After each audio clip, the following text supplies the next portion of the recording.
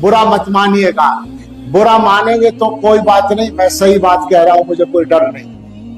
ایک مثال سمجھانے کے لیے, جنگ ہوئی یا ہو رہی کہہ دو, میری تو سمجھ میں ابھی تک یہ نہیں آیا کہ ہو رہی ہے یا ہو چکی ہے یا آئندہ ہونے والی ہے. سچ کہہ رہا ہوں, میں مذاق نہیں کر رہا, اور ایسا بھی نہیں کہ مجھے کچھ پتا نہیں. معلومات کی بنیاد پر ہی میں کہہ رہا ہوں کہ میری سمجھ میں تو ابھی تک یہ نہیں آیا کہ یہ جنگ ہو چکی ہے یا اب ہوگی یا ہوئی بھی ہے یا نہیں, اور کس طرح ہوئی ہے. مطلب ایسی جنگ جس میں اصل دشمن سے زیادہ دوسروں کو ٹارگیٹ کیا گیا ہو. کیا خیال ہے؟ عاشقین ایران کو پریشانی ہوگی میری بات سے. جنگ میں ہم ایران کے ساتھ ہیں اس لیے کہ وہ اسرائیل سے لڑ رہا ہے, اور میرا یہ جملہ بہت چل چکا ہے تو اب بھی کہنے میں حرج نہیں ہے. اسرائیل سے شیطان بھی لڑے گا تو تھوڑی دیر کے لیے اس کے ساتھ بھی کھڑے ہو جائیں. کیا خیال ہے؟ اسرائیل اتنا بدترین دشمن ہے, شیطان کبھی نہیں لڑے گا, چونکہ شیطان ہی کا تو نمائندہ اسرائیل ہے, ہمیں معلوم ہے. لیکن ہم بات کو سمجھانے کے لیے کہہ رہے ہیں کہ اسرائیل سے جو لڑے گا ہم اس کے ساتھ ہیں. ایران واقعی اگر اسرائیل سے لڑ رہا ہے تو ہم اس کے ساتھ ہیں. لیکن میں مثال یہ دے رہا تھا, جنگ چل رہی ہے اور جنگ سیاسی بنیادوں پر ہے, اس کو مذہبی رنگ دے کر پروپیگنڈا اتنا زیادہ کیا جا رہا ہے کہ ہمارے جوان جو ہے ایران کے عاشق ہوتے چلے جا رہے ہیں. یہ ہے فتنوں کا راستہ.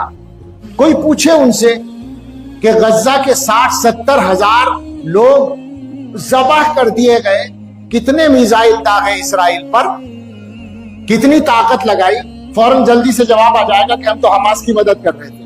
ہمیں معلوم ہے, وہ بھی معلوم ہے, لیکن آپ نے کیا کیا ہے وہ بھی ہمیں معلوم ہے.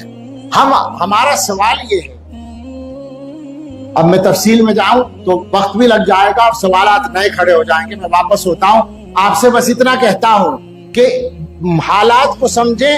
بھائی جنگ کے بارے میں بات کرو, یہ مذہب کے بارے میں بات کہاں سے آ گئی؟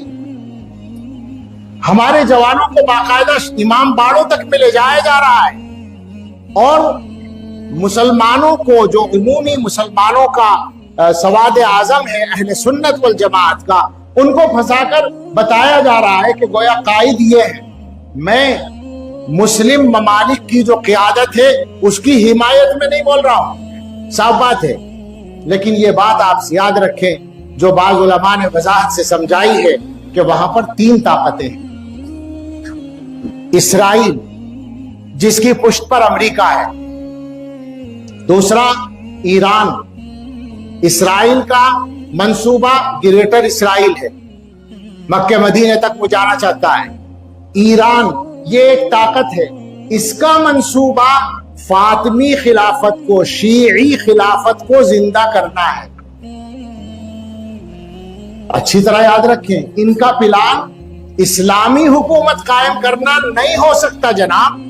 کیسے ہو جائے گا؟ میں نے ایک بات کہہ دی ہے, بڑے پریشان ہیں بعض لوگ.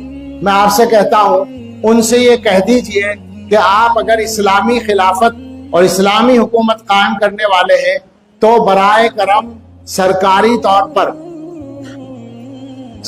طور پر تو ایران کرے گا آفیشیلی, یعنی کوئی بھی شیعہ مذہب کا ذمہ دار آدمی اعلان کر دے کہ حضرت ابوبکر صدیق, حضرت عمر فاروق, حضرت عثمان غنی, حضرت عائشہ صدیقہ رضی اللہ تعالی عنہم کو وہ سچا پکا مخلص مسلمان صحابی مانتے ہیں, یہی علاج ہو جائے گا. آپ سمجھے میری بات؟ وہ آپ کو پھنسا رہے ہیں جنگ کے نام پر, وہ آپ کو غلط راستے پر لے جانے کی کوشش کر رہے ہیں. آپ ان سے ایک سوال کر لیں سیدھا. میں پوچھتا ہوں, آپ کے باپ کو کوئی گالی دیتا ہو اور پھر وہ کسی سے لڑنے کھڑا ہو جائے تو آپ اس کا ساتھ دیں گے؟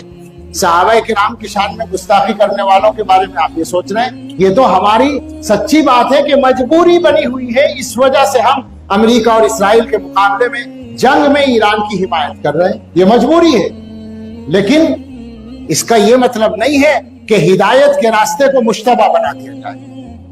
یہ خطرناک بات ہے. آپ لوگ سمجھے میری بات, کسی کی سمجھ میں نہ آئی ہو تو سمجھ لیجئے گا, یعنی مجھ سے سمجھ لیں یا ان علماء سے سمجھ لیں, رابطہ کر کے سمجھ لیں. میں نے کوئی بات چھپا کر نہیں کہی ہے, مبہم کر کے نہیں کہیے، بہت صاف لفظوں میں کہیے تاکہ صحیح پیغام پہنچ جائے۔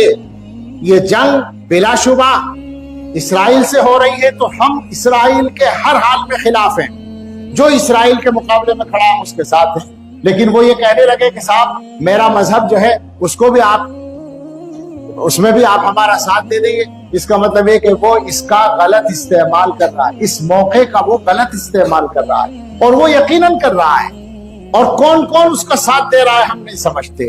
دنیا کی طاقتوں میں عجیب بات ہے، اور جو میں نے اشارہ کیا ہے جنگ کے حقائق کو دیکھیں تو بہت سی چیزیں ویسے ہی سمجھ میں آ جائیں گی۔ اللہ تعالیٰ سے دعا کریں۔ اس وقت تو سچی بات یہ ہے کہ جو موضوع شروع ہو گیا اس کی روشنی میں ایک الگ انداز کی یہ بات ہو گئی، بہت سے لوگوں کو توقع کے خلاف رہی ہوگی یہ بات، وہ سوچ رہے ہوں گے کہ کچھ اصلاحی باتیں ہوں گی، لیکن میں آپ سے سچ کہتا ہوں اصلاح کی بنیاد نمبر 1 عقیدے اور فکر کا صحیح ہونا ہے۔ اصلاح ساری بعد میں ہوگی۔ وہ طبقہ جس کے بارے میں حضور علیہ السلام نے فرمایا تھا اتنی شاندار نماز پڑھے گا کہ اس کی نماز کے سامنے تم اپنی نماز کو حقیر سمجھو گے، ان سے زیادہ اصلاح کس کی ہوگی؟ ان کے بارے میں علماء نے لکھا ہے اعلیٰ درجے کے متقی ہوتے تھے۔ ان کا مذہب تو یہ تھا کہ اگر کوئی گناہ کبیرہ کر لے تو وہ کافر ہو جاتا ہے، تو گناہ کبیرہ سے تو ان کو ایسے بچنا پڑتا تھا جیسے کفر سے بچنا، اتنا زیادہ تقویٰ تھا۔ اور اس کے بعد حضرت محمد صلی اللہ علیہ وسلم فرما رہے ہیں کہ دین سے وہ نکل گئے، ان کا دین سے کوئی تعلق نہیں۔ کیوں معلوم ہے نا؟ یہ خوارج کی بات ہو رہی ہے، خارجی جو فرقہ تھا کیوں نکل گئے دین سے؟ صحابہ کو کافر کہہ رہے ہیں، صحابہ کے مخالف ہیں۔ ایک ہی وقت میں 2 فرقے بنے تھے، ایک شیعہ فرقہ اور ایک خارجی فرقہ۔ پہلے شیعہ بنے پھر خارجی بنے، انہی میں سے نکلے تھے۔ دونوں کی بنیاد صحابہ کی مخالفت ہے۔ ہمارا اعلان ہے جو صحابہ کا مخالف ہے ہم اس کے مخالف ہیں اور رہیں گے ہمیشہ، اس میں کوئی سمجھوتا نہیں ہو سکتا۔ اس بات کو تو ماننا پڑے گا، اس کے علاوہ راستہ ہی نہیں ہمارے پاس، چارہ ہی نہیں، ورنہ تو ہمارا دین کہاں باقی رہے گا۔ تو یہ اصلاح کی بنیاد ہے جناب عالی۔ فکر صحیح کریں، عقیدہ صحیح کریں، نظریہ صحیح کریں، عمل بھی انشاءاللہ صحیح ہوگا، اس کے لیے محنت کریں۔ اللہ تعالیٰ مجھے بھی اور آپ کو بھی صحیح راستے پر استقامت عطا فرمائے، تقوی کی زندگی گزارنا ہمارے لیے آسان فرمائے۔